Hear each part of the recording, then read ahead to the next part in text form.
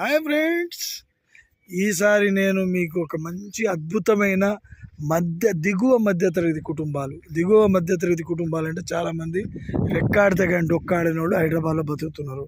అలాంటి వాళ్ళు ఎక్కువ డబ్బులు పెట్టి బడ్జెట్లో హౌసెస్ ఎట్టి పరిస్థితిలో కొనలేరు.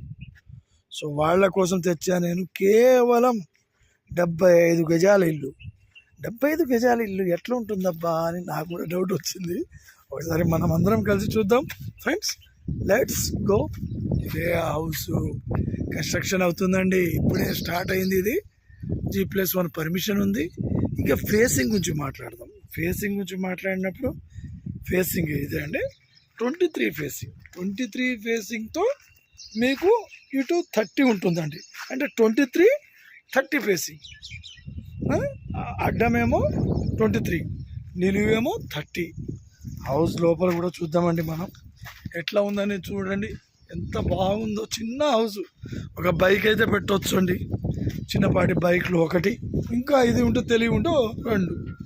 సో హౌస్ చూడండి ఎంత చిన్నది ఉందో.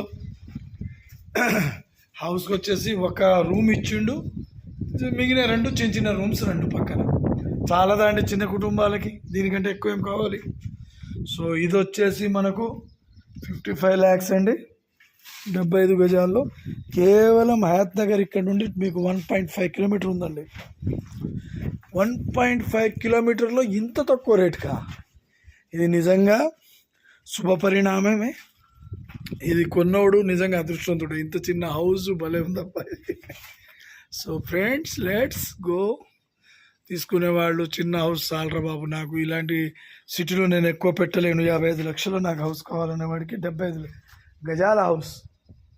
సో ఇదేంటంటే దీనికి ఇలాంటి చిన్న హౌస్లకు మనము పర్సనల్ లోన్ తీసుకొని, లేదు పర్సనల్ లోన్ మనం తీసుకోవచ్చు. అలాగే ఇంకా వేరే మన దగ్గర ఉన్న క్యాష్తో అయినా తీసుకొని ఇచ్చేసుకో. G+1 పర్మిషన్ ఉందండి.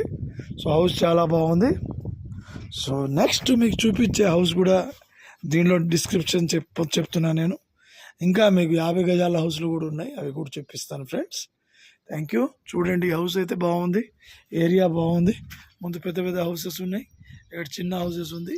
సో ఇంట్రెస్ట్ ఉన్నోళ్ళు దీని మీద నాకు ఛానల్ సబ్స్క్రైబ్ చేసుకొని నాకు ఇచ్చేయండి ఫ్రెండ్స్. Thank you.